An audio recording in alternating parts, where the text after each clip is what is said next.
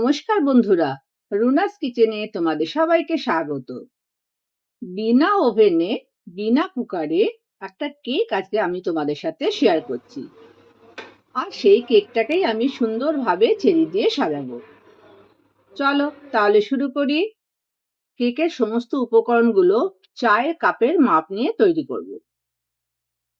প্রথমেই আমি একটা কেক টিন নিচ্ছি, যেটাকে আমি সাদা তেল দিয়ে ব্রাশ করে নিচ্ছি। তারপর তার চারিদিকটা ময়দা দিয়ে ডাস্ট করে নিচ্ছি। এবার আমি প্যানের বেসের মাপের একটা বাটার পেপার কেটে নিয়েছি, সেটাকে আমি প্যানের মধ্যে লাগিয়ে দিচ্ছি। পেপারটা সমানভাবে বসাতে হবে। উঁচু নিচু থাকলে কেক যখন তৈরি হবে তখন কেকের নিচটাও উঁচু নিচু হবে আর বেকটাও প্রপারলি হবে না। এবার আমি একটা বড় পাত্র নিলাম, এর মধ্যে 3টে ডিম নিয়ে একটু বিট করে নিলাম।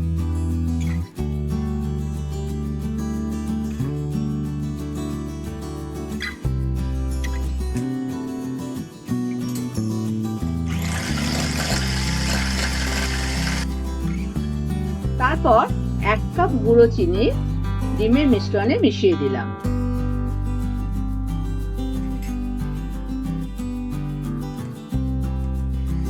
এরপর চিনি দিয়ে ভালো করে আমি বিট করে নেব, যতক্ষণ না ডিম আর চিনির মিশ্রণে একদম ক্রিমের মতো হয়ে যায়। ডিম চিনি যদি এইভাবে বিট করে নিই তাহলে কেকের টেক্সচারটা একদম আলাদা হয়। দেখো আমি প্রায় 7 মিনিট বিট করলাম।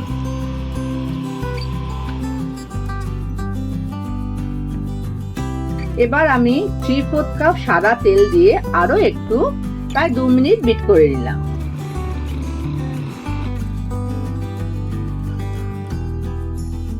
এবার আমি একটা চালনিতে 1 কাপ ময়দা, 1 চা চামচ বেকিং পাউডার, 3/4 চামচ ভ্যানিলা পাউডার দিয়ে চালনিতে ছেঁকে নিলাম। আমি ভ্যানিলা পাউডার ইউজ করেছি, তোমরা নর্মাল ভ্যানিলা যেটা আমরা সবসময় ব্যবহার করে থাকি ওইটা ব্যবহার করো।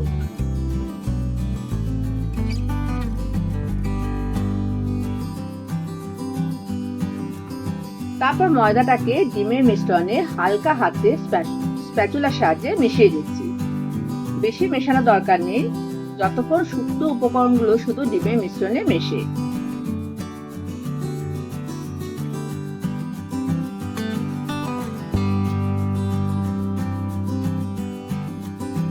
এবার কেক টিনের ব্যাটারটাকে আস্তে আস্তে ঢেলে দেব, তারপর ট্যাপ করে নেব। আমি 10 মিনিট আগে এই প্যানটা হাই পাওয়ারে গরম করতে দিয়েছি। তারপর এই প্যানের মধ্যে একটা স্ট্যান্ড বসিয়ে এই কেক টিনটাকে প্যানে বসিয়ে চাপা দিয়ে গ্যাসের আঁচটা একদম কমিয়ে দিলাম। আর ঢাকার উপর একটা ফুটো ছিল, যেটাকে আমি কাগজ দিয়ে বন্ধ করে দিলাম। প্রায় 35 মিনিট পর ঢাকা খুলে আমি একটা স্টিক দিয়ে দেখলাম আমার কেক একদম রেডি হয়ে গেছে। আমি প্যান থেকে কেকটাকে নামিয়ে নিলাম আর এটাকে আমি ঠান্ডা করতে দিচ্ছি। 2 ঘন্টা পর আমি কেকটাকে প্যান থেকে প্লেটে ঢেলে নিলাম। দেখো কি সুন্দর বেক হয়েছে।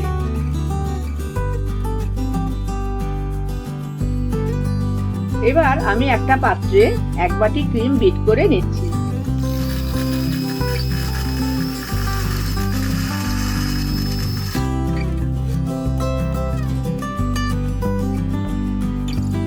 ক্রিমের মধ্যে আমি 2 চামচ আইসিং সুগার মিশিয়ে বিট করছি।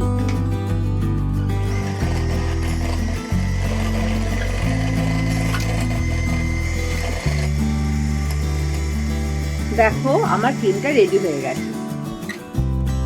এবার আমি কেকটাকে আইসিং করব।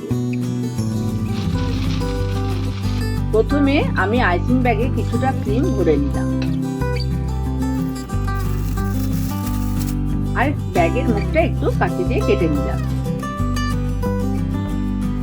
আমি কেকটাকে হাফ করে নিয়েছি। প্রথমে একটা পার্ট রেখে আমি তার উপরে চেরি সিরাপ দিয়ে ভিজিয়ে নিলাম। তার উপরে আমি কিছুটা ক্রিম দিয়ে ঢেকে দিলাম। তারপর নরমাল চেরি কেটে আমি ওপরে একটু দিয়ে দিলাম, ছড়িয়ে দিলাম। এখানে যেহেতু আমি চেরি কেক করছি সেই জন্য টিন চেরি, নরমাল চেরি দুটোই ব্যবহার করব। তার উপরে আমি আরো একটা পার্ট দিয়ে দিচ্ছি কেকের, দিয়ে একটু চেরি সিরাপ দিয়ে তারপর ক্রিম দিয়ে পুরো কেকটাকে ঢেকে দিচ্ছি।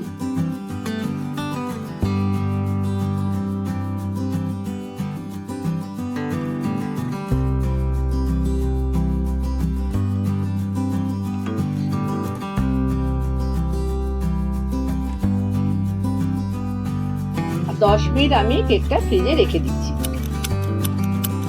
তারপর আরো একটু ক্রিম দিয়ে আমি পুরো কেকটাকে সুন্দরভাবে ঢেকে দিলাম।